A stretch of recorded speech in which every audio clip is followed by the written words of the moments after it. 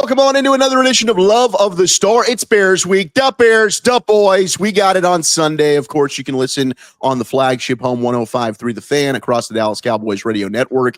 Zach Wolchuk alongside the Super Bowl winning scout Brian Broaddus. And of course, Love of the Star brought to you by our friends at the On Time Experts. Make sure you check them out, www.theontimeexperts.com. And hey, we got this heat wave. It's expected to continue into the fall. Don't wait.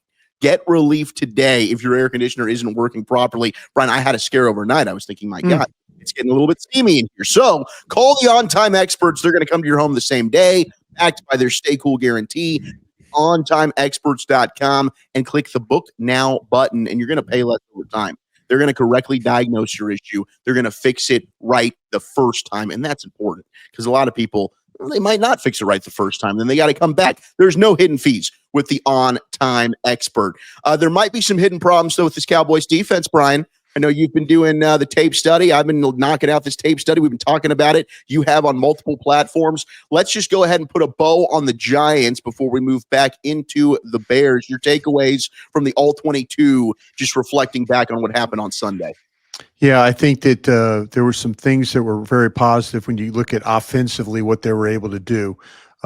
Dak Prescott, once again, playing at a very, very high level, dealing with pressures throughout the game, his ability to stand in the pocket, make throws under duress. They finally got George Pickens involved, which was a really good thing. Williams continues to run the ball. Early, it didn't look as pretty as it did towards the end of the game, but at least they're getting people to respect their running game. They're having some success running the ball against some light boxes, that's 6 or fewer defenders. They're having some of that success because people just don't respect the running game. Well, now you kind of have to respect Dallas's running game a little bit. So that's going to help going forward in the future. I can mention the offensive line. The injury to Cooper Beebe will be something we need to monitor throughout the next several weeks. Initially, we were told it was a lateral ankle sprain. That's a common ankle sprain, but now you kick in the broken bone in the foot. There's your 6 to 8 weeks right there. So, Brock Hoffman. We've talked about Brock Hoffman before. Brock Hoffman good for probably 3-4 games. Beyond that, Brock Hoffman tends to kind of break down. But he will give you everything he has. This offensive line, as I mentioned, there were some struggles up front, but when they had to have some clutch plays and clutch protection, they were able to make it happen. Dak made some excellent throws in this game. I mentioned the receivers. The concerns are on the defensive side of the ball. And I don't know necessarily if it's, when you start to talk about the secondary, are the concerns the ability or maybe a little bit of the scheme that they were playing or the coaches putting players in positions where, me personally, I didn't feel like that it was very advantageous to have, say, a Donovan Wilson playing as a single high safety or as a deep safety in cover 2. It's just not his game. Donovan Wilson had 5 sacks. Last year, he's a guy that always plays around the line of scrimmage. He has a feel for how to make tackles in space, but deep coverage and reading routes is not one of his strengths.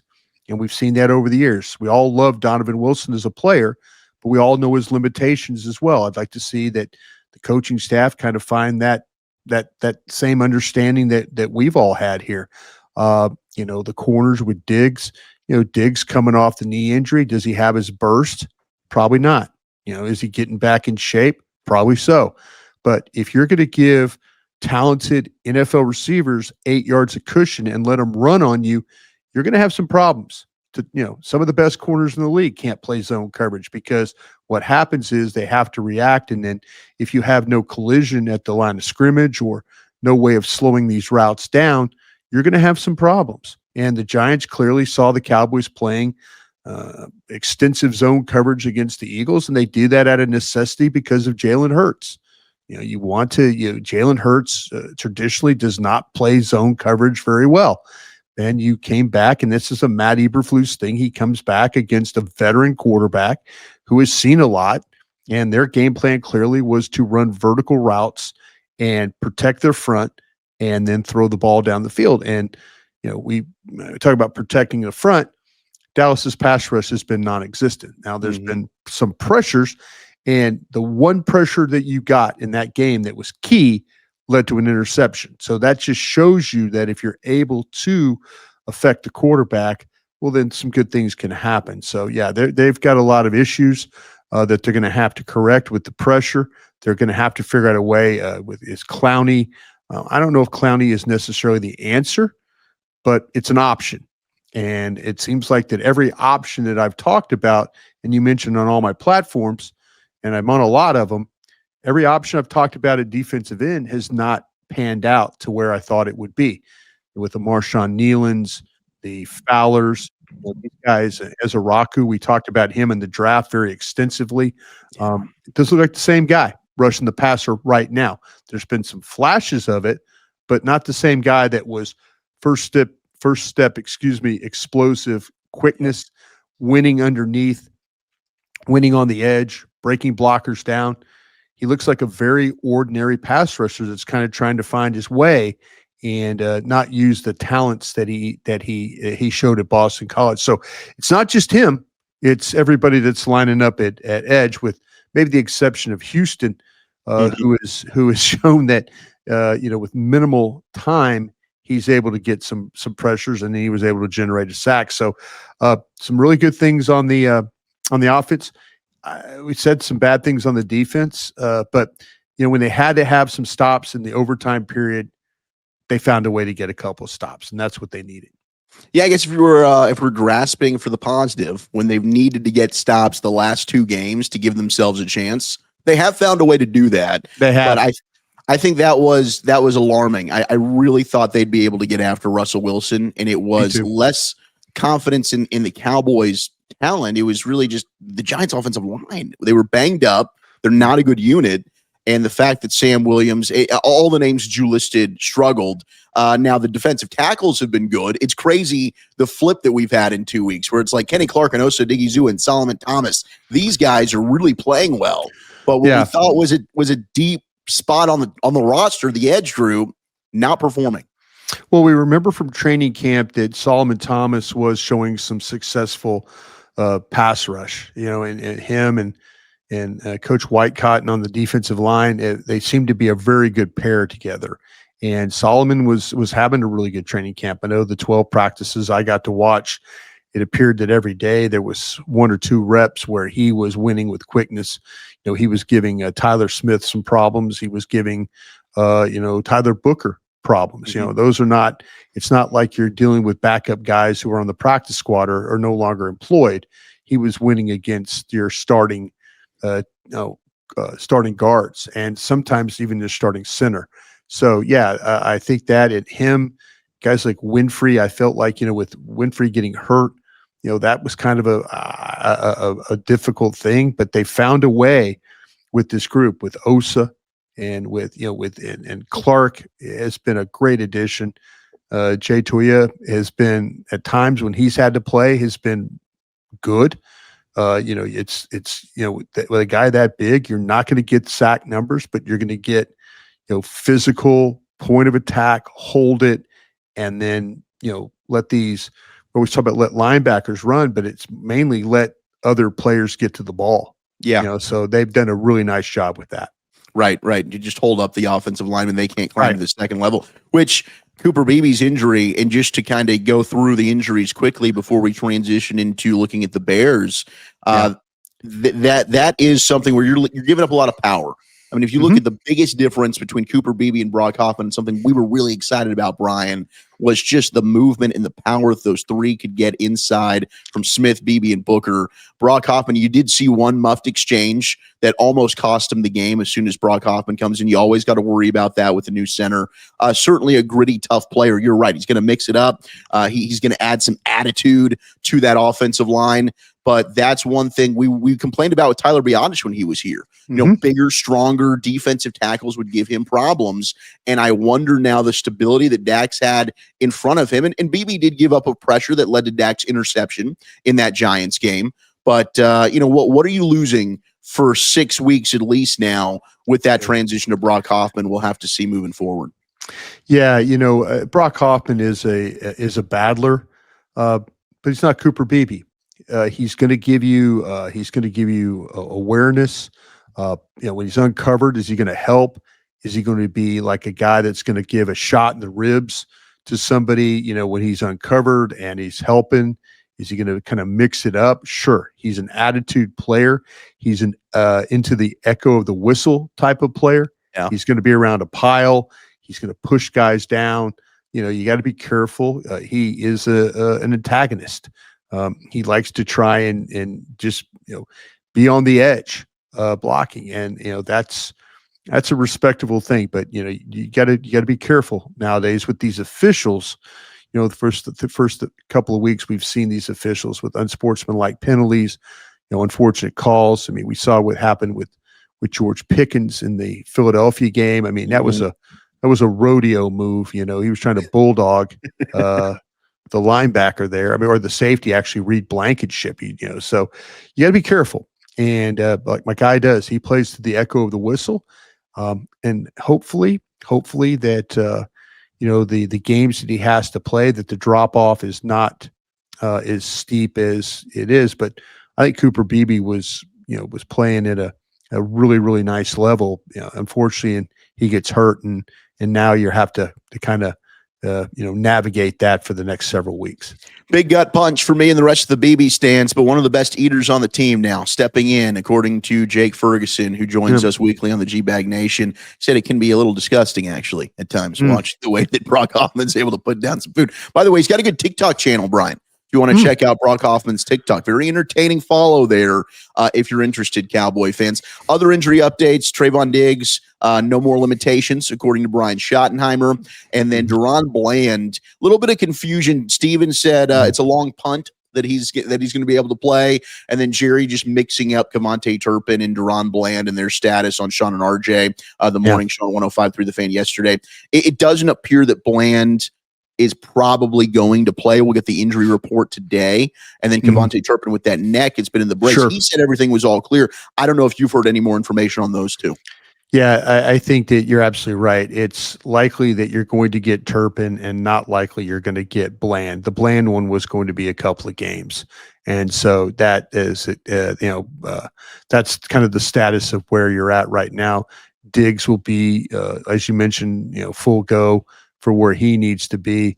And then now we're starting to count games for potentially for Ravel and guys like that maybe that they might be back in the coming weeks. So Brian Schottenheimer keeps talking about reinforcements on the way, maybe after the Green Bay game into that Jets game, then we'll probably start to see some guys come back into the mix. And then Jadeveon Clowney says he's going to be able to go. He was talking about, his first game that he had, I think it might have been with Carolina. He goes and plays in Denver, and he had like 40 snaps. He's not really worried about this. We'll see exactly how many snaps he gets, but he's actually going to be wearing 42. We found that out yesterday. So make sure in the comments you give us your favorite all-time 42. Shout out to Anthony Henry out there, all-time Dallas Cowboys. Yeah, it's funny. I initially thought that he was wearing number 96. Yeah. And I talked to Bucky Buchanan, the equipment man for the Cowboys. I said, Bucky, what number is this guy going to wear? He says, well, right now we don't have many options, so it's number 96. So I wonder what the significance of the 42 is. Maybe he's a baseball fan. Maybe he's Jackie Robinson. Ooh, I like baseball that. Fan. Yeah. That could be it. Could be it. Yeah. You are listening to the Love of the Star podcast. Love of the Star is an Odyssey podcast, and you can find on the Odyssey app or wherever you get your podcasts. Again, the great news, On Time Experts has become the official AC heating and plumbing partner for America's team, the Dallas Cowboys, and also our Dallas Stars. Shout out to our co-podcast host, Gavin Spittle, and the Spits and Suds podcast. Stars right around the corner. But we love the On Time Experts, the official AC heating and plumbing partner for the Dallas Cowboys. Make sure you check them out at www.theontimeexperts.com. Brian, you've been taking a peek at Ben Johnson, Caleb Williams, the 0-2 Chicago Bears. Big game for Matt Eberflus. I know that was something Shotty was already asked about on the presser. He said, hey, I've had these moments as a coordinator. When Mhm. I went back and had to play against the Jets with the Rams, when I went back and played against the Rams with Seattle, you try and do too much, you're going to get your ass kicked. So this is Mhm. going to be an interesting week for Flus. What stood out to you in your early study of the Bears? Yeah, well, you're going to deal with a quarterback that likes to hold the football, but it's a very, very unique situation, though. I think at wide receiver, I think he's got some guys in Roma Dunze and DJ Moore. I think the tight ends with Cole Kmet and Colston Loveland, they've got some talented players, skill players. Where they've had some problems is along the offensive line, and they made some trades for some guys for their guards. They signed a center with Drew Dahlman. Where they've struggled with is a couple of guys that they drafted. Braxton Jones, the left tackle, number 70, has had his moments where he has given up sacks. He gave up 2 sacks in the Lions game. He's given up numerous pressures. Darnell Wright is a guy that you and I studied from Tennessee. He was a first-round pick in the 2023 NFL draft. Kind of felt like that he was a really good athlete and was able to play with power. And, as a tackle, you're like, man, good footwork, good base. But it's been a little bit of a problem for him. He's been a little late off snaps. He struggled a little bit with the body control, with the balance. People have been able to attack him off the edge. But yeah, and it's really kind of forced this quarterback. And I talk about a quarterback with Caleb Williams. This is a very dangerous guy. This is one of these games where I'm terrified because Dallas did not show the discipline in week 1 against Jalen Hurts. And, last week, Russell Wilson's not going to run on you like, he's capable, but he didn't. He stood in the pocket. He had time. He threw the ball. Where we've seen with Caleb Williams is he has not had the time to throw. Now, some of that's his own doing. He will hold the football. You watch him and you're like, and if you know anything about Ben Johnson's offense, there's a lot of intricate routes where it's a lot of combinations where guys are running behind or with somebody and it's a break and a break. And then, but it's down the field. They're very long routes. And so it requires protection to kind of get these off. If we all remember Detroit, one of the best offensive lines in the National Football League, one of the better quarterbacks in the league, and Jared Goff with a legitimate running game, legitimate wide receivers. So it's a little bit of a different attack. But what scares me about Caleb Williams is his ability to throw off platform. He will throw on the move. He will get outside the pocket. He has the ability to escape in the middle of the pocket. I went back and watched all the sacks that they gave up so far this season. It's kind of been, I think there were 6 sacks. Caleb Williams was responsible for one of them. He just ran out of bounds. He was near the sidelines. All he had to do was throw the ball away, and he stepped out of bounds, and it resulted in a sack. But this is a Chicago Bear offense that has talented players, and the quarterback, like I say, you have to be ready for him to run. He is going to, if he feels pressure, he's going to break the pocket. He could throw well on the move. He's one of these guys too that he'll take off running, and he has the ability, Zach, to make something out of nothing. You feel like, man, this is going to be a sack. It's going to be a 5-yard loss, but all of a sudden it turns into a 3 or 4 yard gain because he's able to escape and then get outside the pocket and run. And he's converted a lot of third downs. If you look at the metrics of this guy, and I was curious because I was watching the tape of the 2 games, Minnesota and then also the Detroit game. What's happened is teams have played him is they've blitzed him, and the blitz has been a problem for him and it's been a problem for his offensive line. And it's been a problem because he holds the ball. Yeah. But his blitz numbers, he's 11 of 22 against the blitz. He's only thrown for a little over 4.5 yards a completion. He has thrown 3 touchdowns, but no interceptions against the blitz. But his numbers are 11 of 22. So teams have kind of come after him, but he's been able to kind of convert some of those passes, 3 of his 11 completions have been for touchdowns, but his percentage is way down. His completion percentage, quarterback rating up. But the way teams have played him though is, like I say, he's 30 of 49 against zone coverage for about 6.5 yards per completion. And against single high, he's 16 of 31 for 6.1 yards per completion. So if you look at what Matt Eberflus is going to do, is Matt Eberflus going to play extensively, zone coverage against this guy? He knows the quarterback. He knows Caleb Williams has improved since last year. He has improved. I think Ben Johnson has helped him in some ways. But yeah, his numbers against zone coverage, 30 for 49. Will Matt Eberflus continue to do that? We'll see. I think there needs to be some type of element of bringing that extra rusher. I don't know. I don't think the Cowboys are the Vikings when it comes to rushing the passer. I don't think they're the Lions when it comes to rushing the passer. If you think that, okay, we're going to get home with 4 and maybe take advantage, well, you thought you were going to get home with 4 against the Giants. And I kind of feel like the Giants' offensive line is not as good as what you're about to play. So if you're all of a sudden, if you're letting this Bears offensive line block you and you don't get home with rush and they let routes develop down the field, Rome Odunze, these guys can hurt you a little bit with that element. It does sound like a scary matchup because we saw what Jalen Hurts was able to do with his legs. Right. Caleb Williams is an effective runner. He does hold the ball extremely long. Yeah. That has led to sacks for him. It's also led to possibly some poor decisions. Mm-hmm. But against this Cowboys secondary, it also makes me nervous that, okay, they're not going to be able to get pressure. He holds the ball.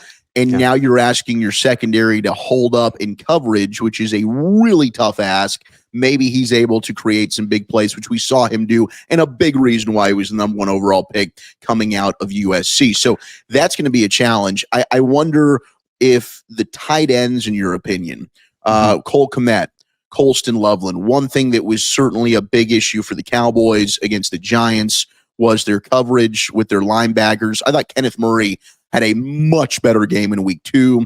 Open field tackling, diagnosing the screen was much better. But Jack Sanborn certainly has struggled in coverage. Yes. He's playing against his former team as well. But do you think that that's something Ben Johnson might look at and say, hey, I could get some plus matchups for my tight ends here possibly? Oh, no, there's no question. And what you see is the combination of the receivers routes with the tight ends routes. They've got tight ends that are like, big receivers out there with the way that they're able to run. You don't see it's not guys out there that are lumbering and struggling to in and out of breaks and stuff like that. Kmet and Loveland and those guys, that's some legitimate movement. And how they get matched up on, these Cowboys linebackers, how they might get matched up on these Cowboys safeties. This might be, I do not have a problem with Donovan Wilson covering man coverage, covering tight ends and being physical. I just don't want Donovan Wilson playing at depth. I just don't think that's his deal. So, but if you put him, this is the type of game where you need, Jordan Lewis. I know fans out there are like screaming that, but I will say this, Reedy Stewart was, I thought he played well. There were a couple times they brought him on the blitz. I wish he would have got home. That's something that needs to be considered. Last week against the Lions, they were able to get Brian Branch home on a blitz. So there needs to be some opportunities here, but the matchups, against these tight ends is going to be important because, like I say, I think the Bears do have some good skill players. The routes just take a little bit longer for them to develop. They don't really have a quick game. They just don't. And because it's, their quick game is almost a detriment to them. Most teams have a pretty good, okay, we can throw the screens or we can throw the 5-yard, those kinds of passes or throw them and let guys run. But the Bears really don't, at least through first 2 weeks of the season, have not been that type of team. I'll tell you where they've been really, really good, Zach, is they get points. They get points in the first drive. They are a first drive team. They've run in the last 2 games, run a total of 18 plays on their first 2 drives, averaging about almost 8 yards a play. in the first two drives. They've had in those plays, they've had 4 explosives. So 4 of their 18 plays have been explosive plays. About a 61% success rate when it comes to their gaining yards on the opening drive, and they've had 2 touchdowns. So they've started games up 7-0 against the Vikings, and also against the Detroit Lions. So that's something you got to keep an eye on right there. Is their first 15 has been pretty good. I wouldn't say pretty good. I'd say great. Yeah. When you start to talk about 2 drives, 2 opening touchdowns. Dallas has got to kind of figure out some things right off the jump.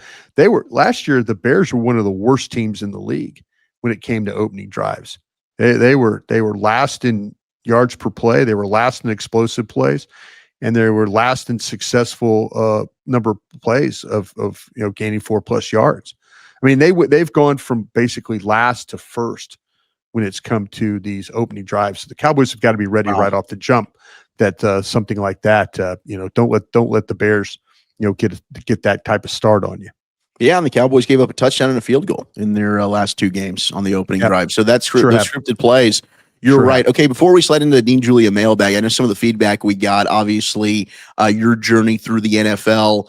You've played a lot of games in Chicago. I have. And you've covered a lot of games working with DallasCowboys.com, some freezing cold ones in Chicago. Yeah. When you think of your visits to Soldier Field, or is there a memory or two that stand out to you? Yeah, it's really interesting. One of the most, it's funny, I've had a lot of them, and we had a lot of success in Green Bay when I was there against the Bears with Brett Favre. We lost our very first year, 1992, lost to a Mike Ditka team in early in the season, and then went to Chicago. We were on a 7-game winning streak to end the year in 92. And so we beat the Bears in Chicago, and didn't remember losing the Bears again. I mean, with Brett Favre, it was incredible, the run that he went on. Very similar to like what Dak Prescott was doing to the New York Giants. Very, very similar. But one of my favorite memories of we kicked a field goal one time, and it was on it was a Monday night game or Thursday night game. It was probably a Monday night game, but I just remember it being a night game there at Soldier Field. And we kicked the field goal, and the ball goes over the net, and a fan jumped from the stands, like into the tunnel. Like he jumps, literally leaps as the ball's going over the net. He leaps, and you could probably go on YouTube and I think it's been recirculating, actually, now that you talk about this. Packer Bears game, fan out of the stands. It's a YouTube thing, a clip you can watch. This guy catches the ball on the way down. Like he leaps from the stands into the tunnel, catches the ball on the way down to the ground. I'm like, holy geez, that's incredible.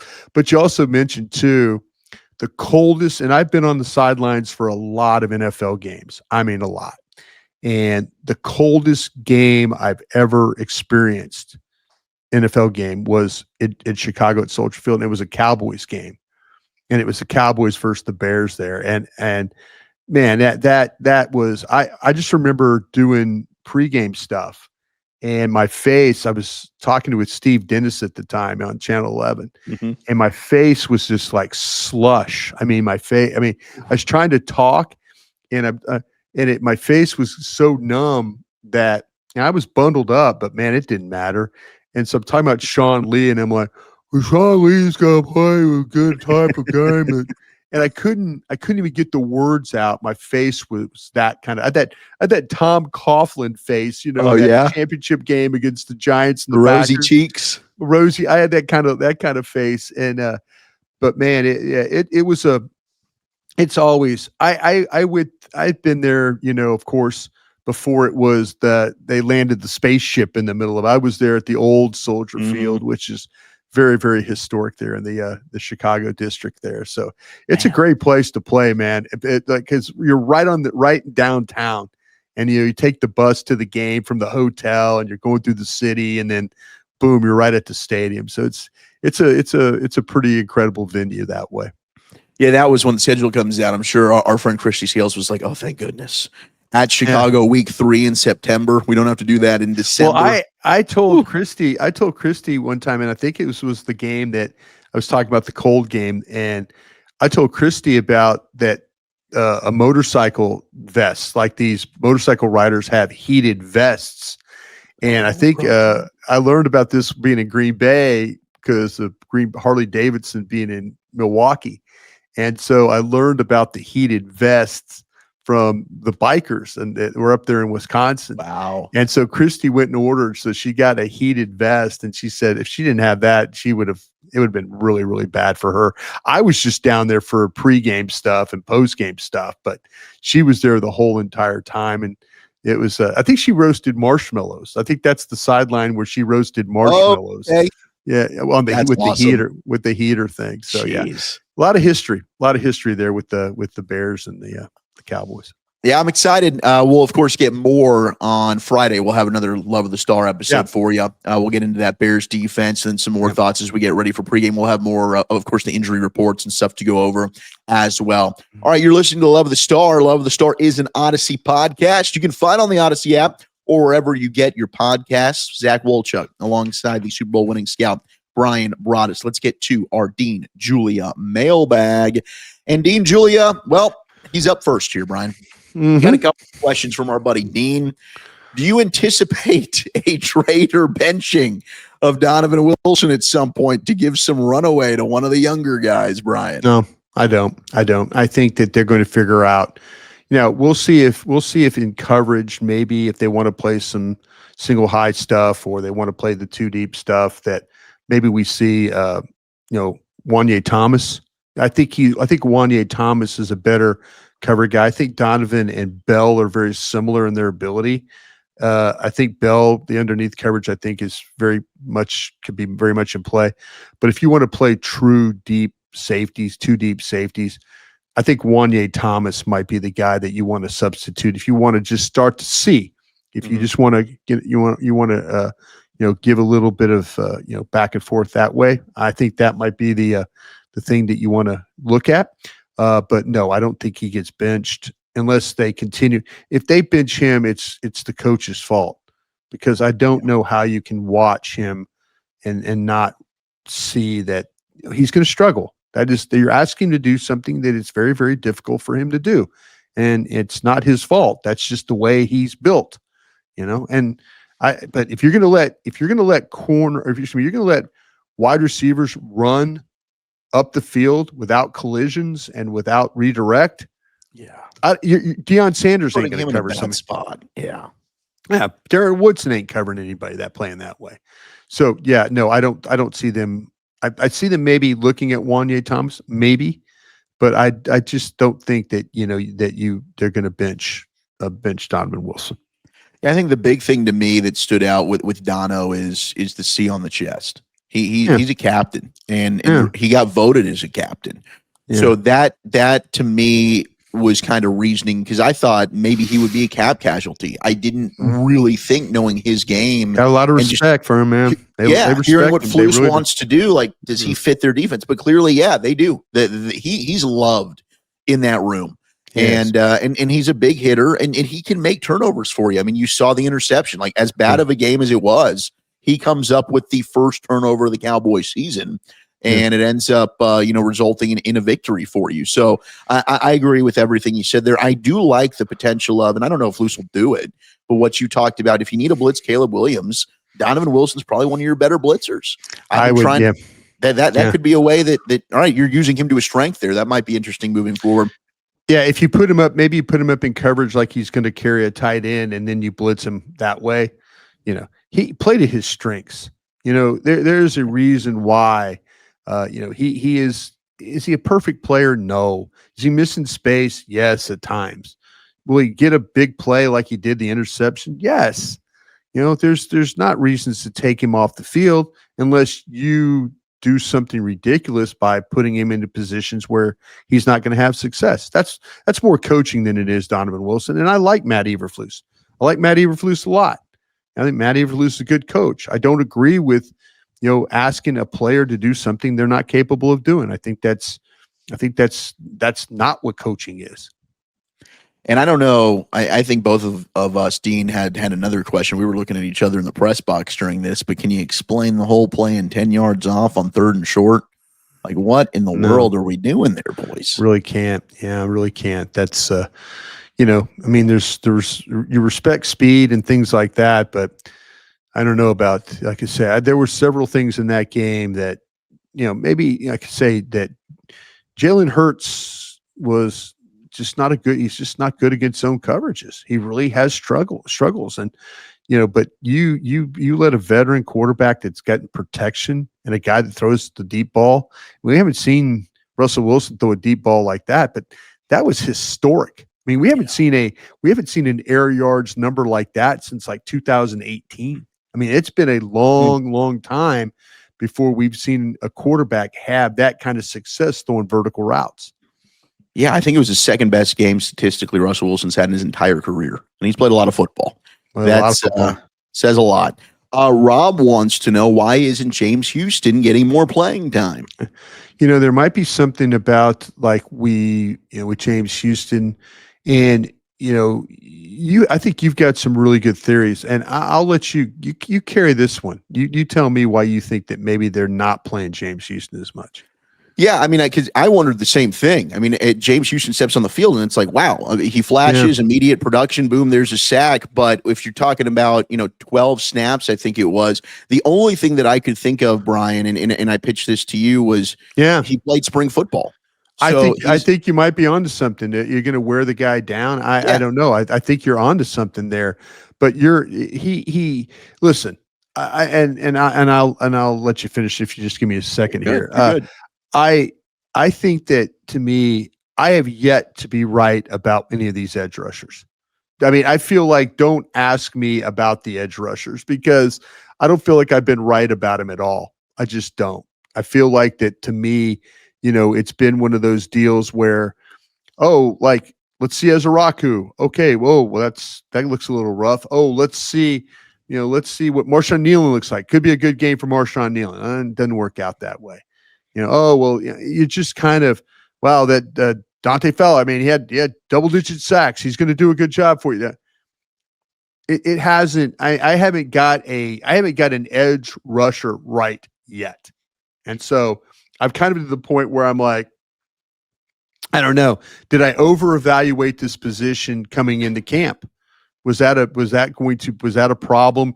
We thought, the real strength of this team, and the real strength of the team we were thinking about was with Micah Parsons. And I'm not saying it. I mean, even we were thinking with Micah Parsons, they've got guys, but it seems like you have a star, and now you have just guys. Yeah. And the star made the guys much better. So now you're really kind of just playing with guys, and hopefully Ezraku finishes out. But and here's, we mentioned earlier in the broadcast here, the Bears have struggled with their offensive tackles, but so did the damn Giants. The Giants struggled at tackle, and they're struggled at guard, and there's teams that have struggled with protection and stuff. And here you are playing another one, but somebody has got to step up. Sam Williams, the one pass rush that was really good for him the other day, that was a game changer. They need more of that. And so I have yet to be right about the evaluation of any of these defensive ends. 100% they do. And I mean, I think Fowler's been But Houston needs to play more. Houston does need to play more. I agree with you on that. Yeah.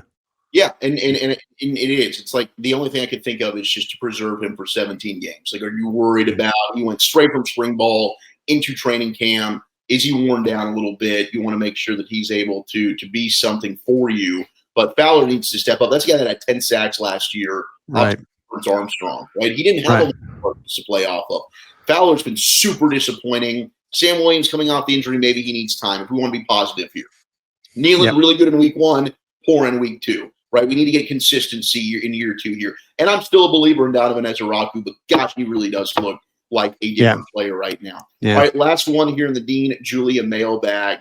We got a lot of questions just basically on this defense here, and the pressure that they've been able to really not generate. But what's your, from Jared or Garad Wayman, and I love you, and I'm sorry if I said that name wrong, but Are you confident in knowing Flus that he's going to be able to adapt? Yeah, it's a very, very, very good question. And it was one that I kind of asked you guys on 105.3 The Fan. And I asked the same question to my guys on the break, Derek Eagleton, Vach Lombardi, Ambar Garcia. And I asked them the question. Um, I hope, I hope that they go back and they look at this game and they're not stubborn about the way that they're going to look at, now this is going to be another one of those where you're in a situation where quarterback is very mobile, quarterback throws off platform, quarterback can hurt you in a lot of ways. He could also make mistakes. With pressure, he can make mistakes.